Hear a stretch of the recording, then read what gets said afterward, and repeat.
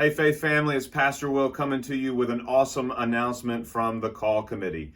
The Call Committee is ready to confidently and joyfully put forward a recommendation to the congregation concerning a new associate pastor.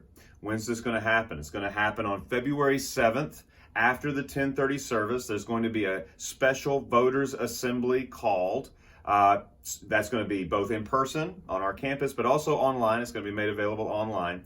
You're going to hear more about that meeting from our council, our church council. They're going to publish something in the e-news letting you know all the different agenda items. This is just one of several agenda items that we're going to discuss together as a voting assembly. And you know what? Word on the street is that Pastor Rich Snow, our district president of the Nebraska district of the Lutheran Church Missouri Synod, is going to be joining us both for worship at the 10:30 hour and also for our special voters assembly. So we want you to be there. We want you to participate, whether that's in person or again online. So check your e-news, especially the cover article for this week, because the announcement coming from the Call Committee is the front cover article. So check out your e-news for more information, and we'll see you on February 7th.